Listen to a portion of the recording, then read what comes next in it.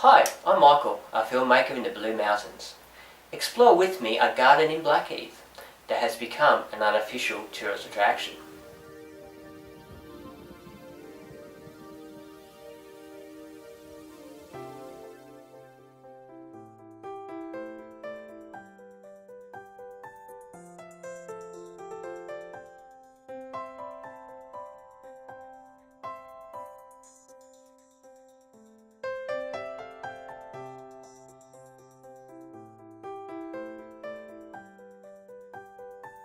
Peekaboo.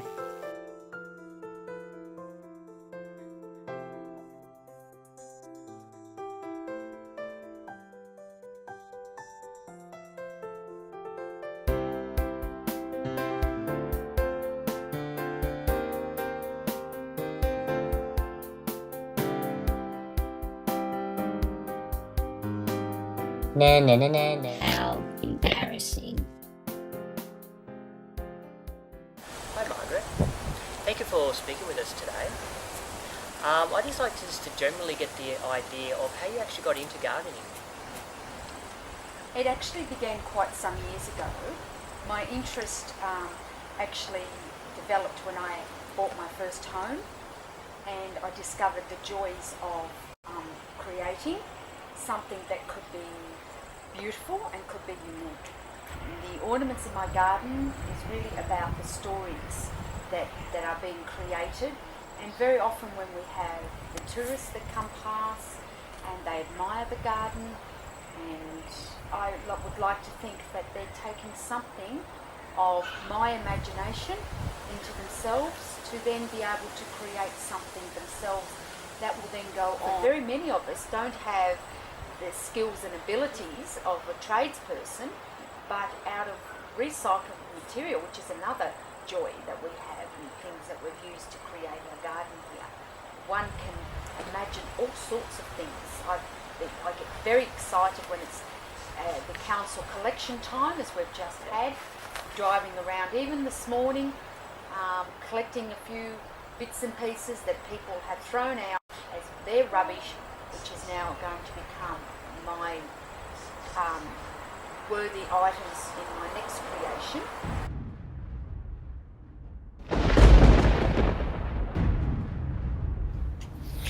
So please talk a bit about the storm that took place last year in the mountains, the windstorm. Yeah, I guess the first thing was the ferocity of it. It just came without warning, really. It just started off a bit windy, a bit like it is today, with the trees blowing and a bit of a wind, and then all of a sudden it just took off with such gusto. And as I said, I went out to have a look, and I realised that was really dangerous. It was that bad that it was just too dangerous to be out in your own backyard. Actually here, 40, 50-foot trees actually being ripped out by their roots and just come crashing down into your backyard. You sitting inside and not being able to do anything about it. The trees just came down without mercy and just crushed everything that was in its path. So it was just the annihilation of everything. My God, where do you begin? When there's so much devastation, you really don't know where to start. That was the worst of it for me. Moment by moment, breath by breath, and a recreation and a visualisation and imagination. They're the tools, and I think that there's no way of ever building anything without any of those factors, and that's the way that it was. So bit by bit we started to recreate, and then as you started to create, new and exciting ideas started to formulate and germinate in your mind about how you could now do things differently, and how before you wouldn't have thought of the ideas, but now out of the tragedy and the devastation, brand new and exciting ideas start to come, and you start to then build on to those ideas. So now my garden has become it's a formulation of a rebirth, I think I would like to say. And you reformulate, and things are reborn, and that is the whole story with nature. Out of the worst devastation, new life comes and new birth starts to take place.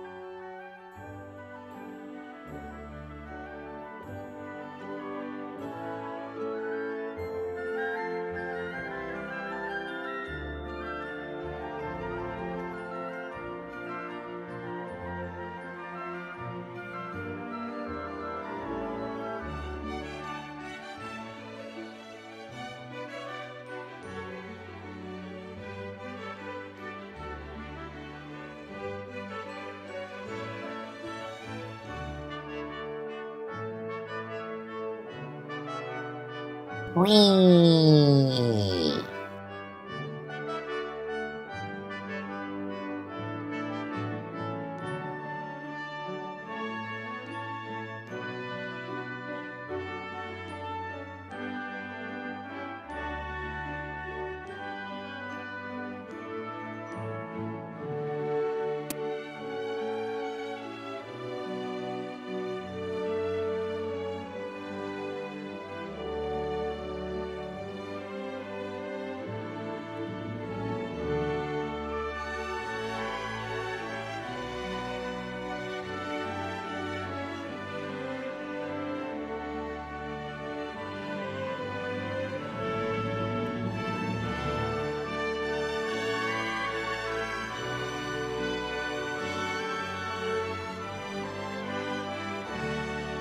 Margaret Spivey's story is a triumph, overcoming the odds after the windstorm destroyed her garden.